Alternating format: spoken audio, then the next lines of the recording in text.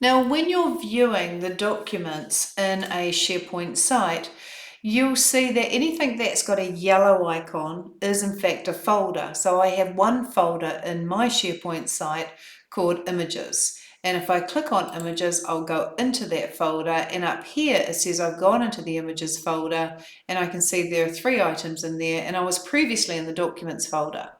Now I could hit the Alt left arrow, or I could go back, or I could quite simply just click on Documents and go back that way. So yellow icons are folders, and when you travel and click on them, you go in, and if you click here, you'll go back. Ones with little blue Word icons, of course, are Word documents. These here are JPEG files, so they're actually pictures. And these ones here have little green Excel buttons, so they're Excel files.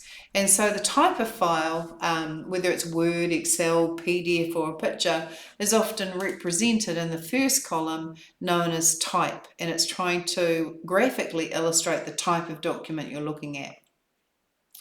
Now, the other thing that you see here is a column called name, and that is the name of the file. And you're able to hit this drop down and sort the files in ascending order from A to Z.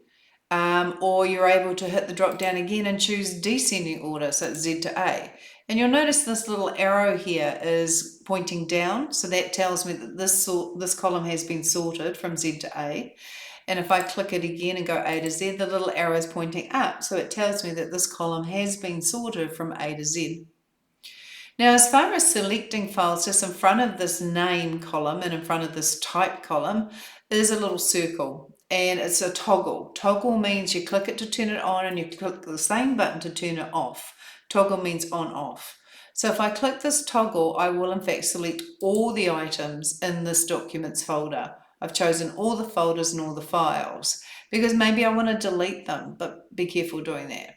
This, of course, if I click it again, will unselect all the files. Now, if I click this again and select all the files, it tells me up here that there's actually a total of 32 files and folders in this documents folder. So that's allowing me to see how many things I've got selected. Now I could hit this button, as you know, to unselect them all, but I could actually click this X as well, and that would unselect them as well. So I'll just click that option.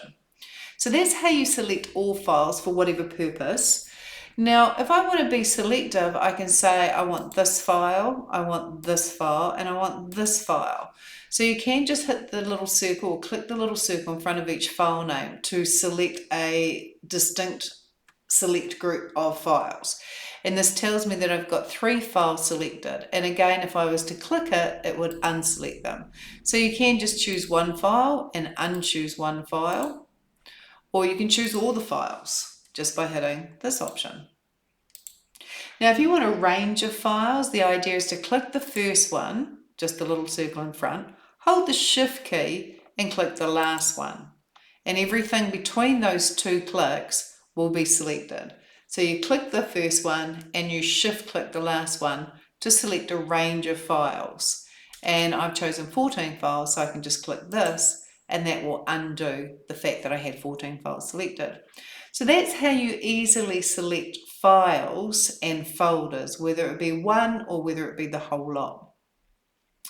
Now, looking at these column headings again, we saw that we could sort the files by name. You can also sort by the date and time that the file was last modified. We can put the files with recent changes, the newer ones, at the top, or we can put the ones that haven't been changed for quite some time at the bottom by choosing older to newer. So you can sort by modified date and time. These are all fairly recent. You can also sort from A to Z by who was the person that made the modifications. So I can say when the file was last modified, and I can see by who the file was last modified. So they're quite handy being able to filter by those particular 3 columns that you've got chosen there. If I click on type, that little symbol there, I can also sort by the type of file. If I choose ascending, then all of my Word documents are together, and that's a CSV file. And all my JPEGs are together, and all my Excel files are together. And likewise, if I click it again and choose descending, it sorts by the type of file. So that's a handy thing as well. So I'll choose ascending. In fact, I'll sort by name, A to Z. So those are your column headings. They allow you to sort. You can also filter, which we will look at in the next video.